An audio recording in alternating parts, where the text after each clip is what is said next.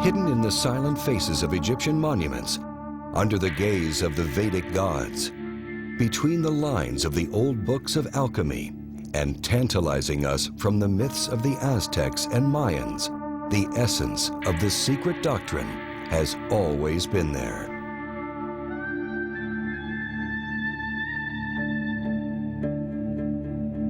Throughout the history of humanity, only the elect few were initiated into the mysteries of this great universal truth. And those few guided the rest of humanity and gave them the outward symbols of that truth as guidance. For the great arcanum, the secret of secrets, was fiercely protected and offered only to those who had proven their moral purity and trustworthiness.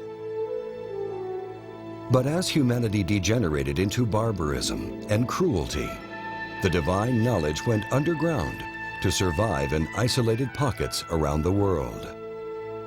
For many centuries, the great arcanum has been beckoning to humanity from behind the stories and myths that veil it. The knowledge it delivers is universal and applies to all true religions and mystical traditions. Whether it is the serpent of Adam and Eve from the Judeo-Christian tradition, the winged serpent of Quetzalcoatl from the Aztec tradition, the serpents climbing the caduceus of the Greek god Hermes, or the serpents of the Hindu or Buddhist traditions, all these symbols contain the same teaching.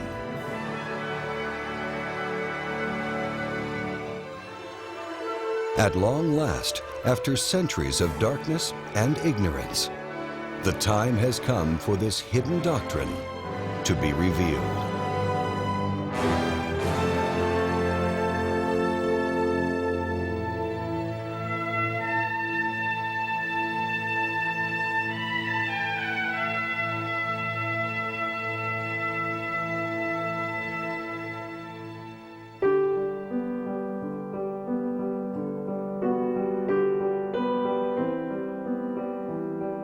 All religions are precious jewels on the golden string of divinity. The word religion derives from the Latin root religare, which means union.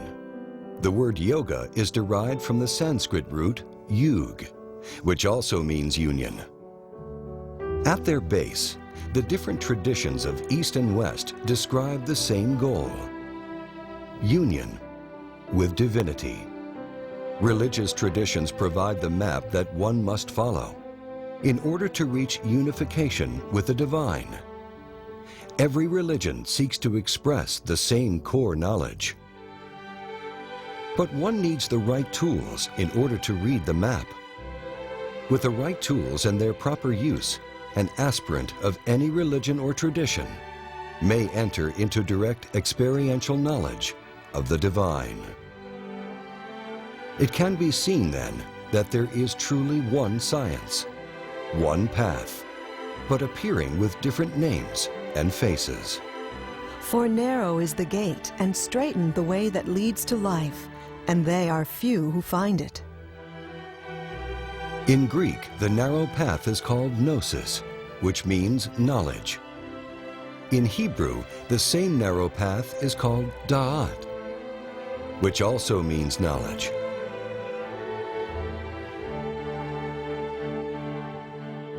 This path is represented by the famous tree of knowledge in the book of Genesis. And the clue to entering into the direct experience of God can be found through understanding the symbol of the tree of knowledge. Genesis, the Judeo-Christian teaching of creation, was written as a means to pass down the knowledge of the great arcanum to those with the eyes to see and the ears to hear.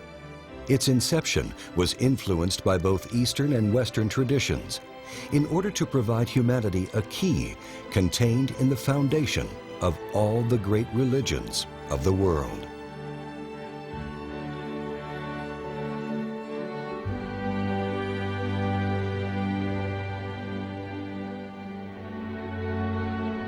The Old Testament, or Tanakh, outwardly appears to be basic spiritual instruction in the form of stories and histories.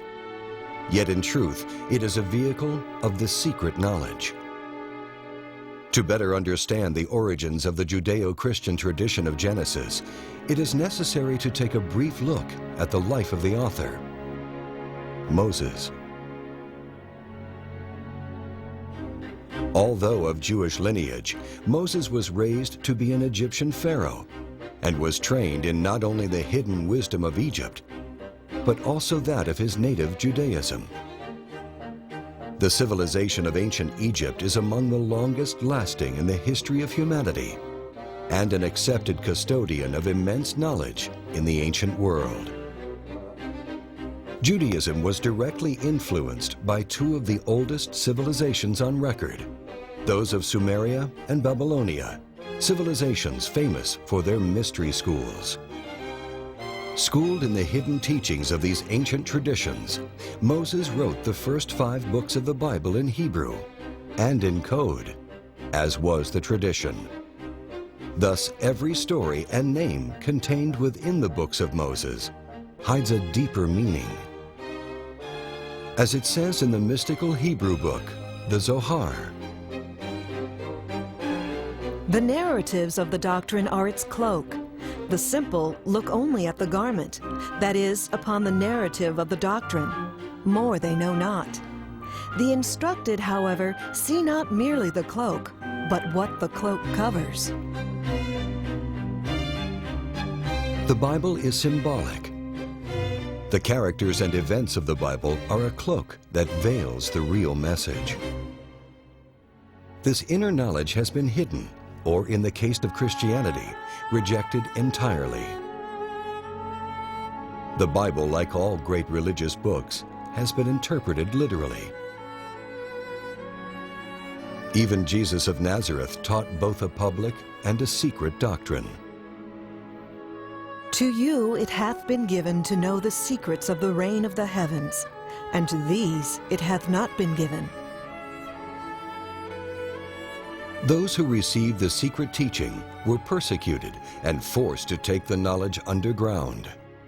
As a result, the modern church has inherited merely the cloak.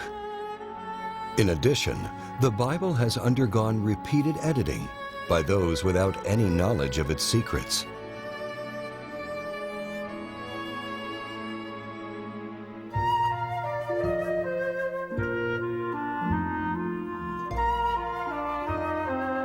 Although the modern Bible is greatly disfigured, it is nevertheless infused with the ancient secret doctrine.